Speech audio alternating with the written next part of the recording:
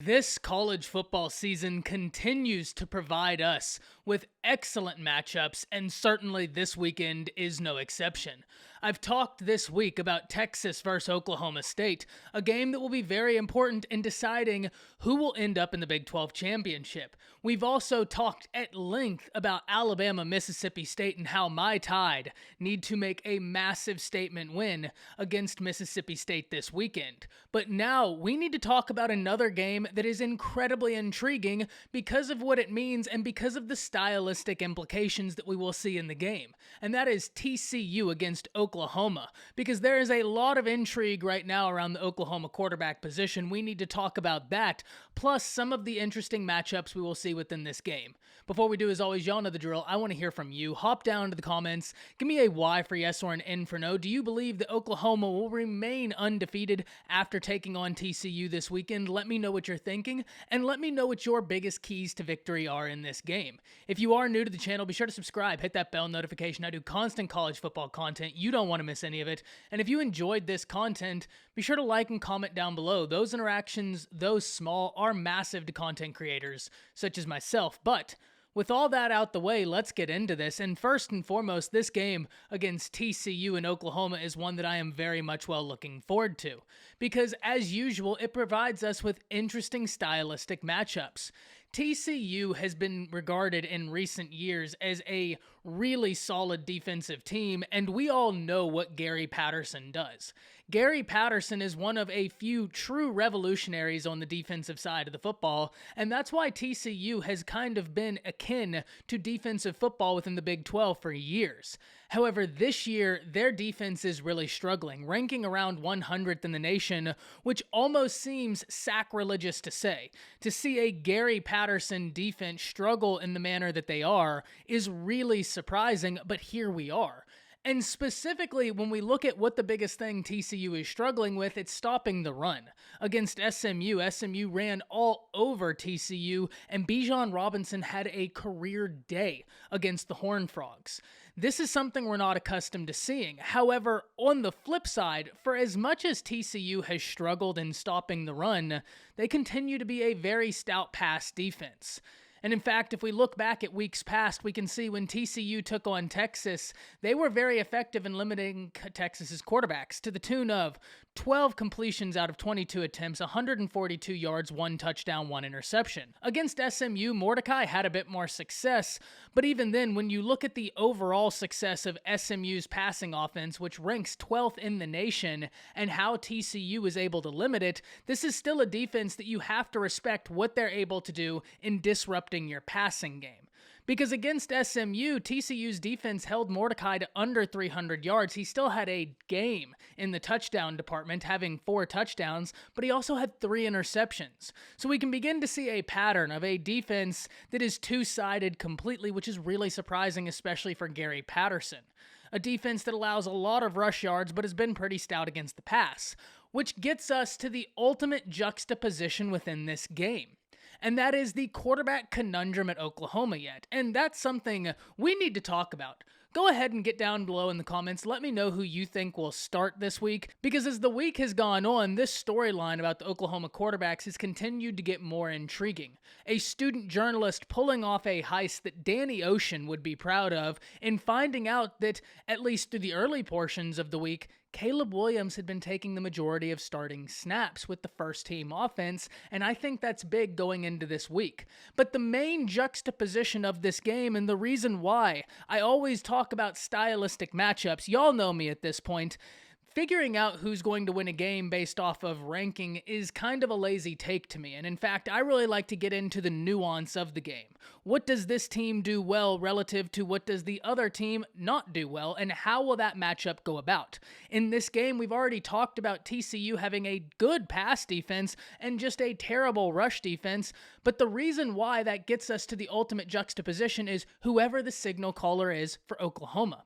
You see, Oklahoma has been very lucky in the past few games to really start finding their identity as far as running the football. Starting in Kansas State, we started to see the run game come together for Oklahoma, but last week in the Red River rivalry, I think it's a mix of both, one, bad defense by the Texas Longhorns, but two, the emergence of Oklahoma's running game. I think both ideologies can hold weight and be true at the same time, especially when we saw that running game start to come to fruition against Kansas State.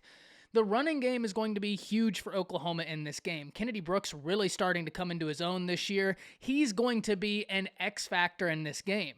But guys such as Eric Gray, now that Kennedy Brooks has established himself in this offense, that can allow for Eric Gray to also get a more established position and allow those two individuals to play off of each other. Because as high as I was on Eric Gray, for those of you that watched the live stream with Chris Griffin of the Horns Down podcast, he and I were talking about it.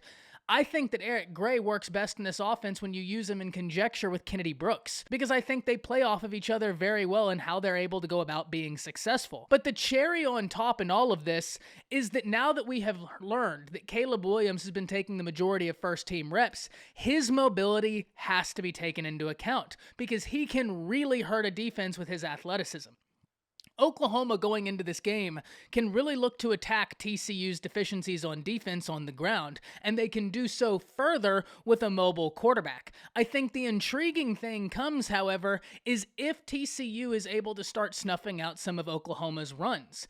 This TCU defense having been pretty stout against the pass, and now you're putting up a true freshman quarterback, albeit an incredibly talented true freshman quarterback. Let's get that straight. There's no argument there. But at the end of the day, a true freshman quarterback against a Gary Patterson defense. We know what Gary Patterson is. We talked about it at the beginning of this. He's a defensive guru. And even though TCU's defense has been lackluster, that's why I wanted to bring y'all's attention to the difference in how TCU has been able to stop the pass relative to how they've stopped the run.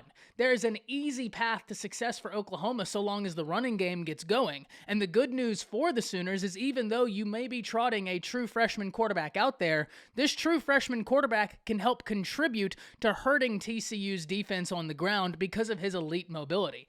Now you mix that with some of the plays we saw with Caleb Williams in the game against the Texas Longhorns, and you can start to paint the picture of how Oklahoma's running game can be hyper successful because TCU's defense isn't going to know who to key in on. Everybody is a threat at that point, and that's something we have really got to watch. On the flip side, TCU's offense has been a decent offense this year, but they have an absolute weapon at the running back position in Zach Evans. Zach Evans being one of the most highly sought after recruits in the nation, and funny story, was actually TCU's first 5-star in program history. He is a dangerous running back, and even though Oklahoma's rush defense has been good, he's an individual who demands respect because he's so talented, he can open up things in the passing game without ever being directly involved. He commands that much respect in order to stop him. He is a hyper-talented running back, and I'm very excited to see him continue getting more carries because every time he's touched the football, he's continued to show why he was so sought after coming out of high school. TCU's offense has been decent this year, and they would love nothing more than to show that they have a legitimate offense and that their defense is coming together against an undefeated Oklahoma Sooners. Oklahoma's defense has been very stout in stopping the run, had tackling woes last week in the Red River rivalry, but that's a game where the unexpected can be expected. As long as Oklahoma can shore up their defense, they should be good in this game, but the secondary is an area for Oklahoma that I continue to look at and wonder about. The pass rush they have is elite. They do have injuries, but as long as those guys can get healthy and Nick Bonito can keep playing at the level he is, the front for Oklahoma isn't the larger issue. The linebacker play has continued to get better, but the secondary is the one area I'm looking at and seeing how Oklahoma can shore up that portion of their defense.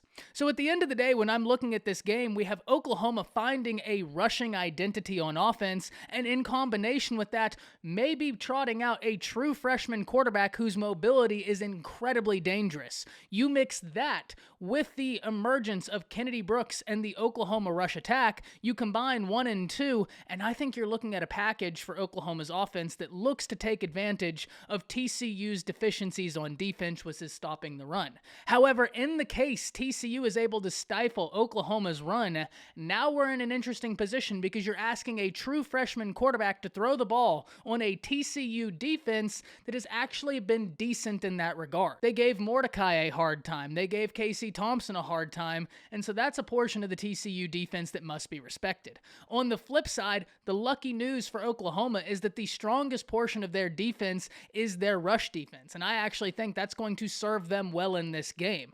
It's going to be big to see how they can affect the quarterback and alleviate some of the pressure off of their secondary, because that's an area where they need pressure alleviated from. So stopping the run for Oklahoma and getting to the quarterback are going to be necessary for them to ultimately win this game.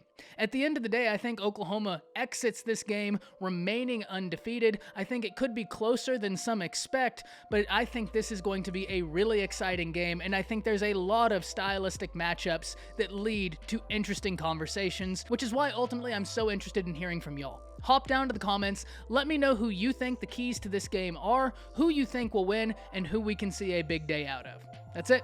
See ya.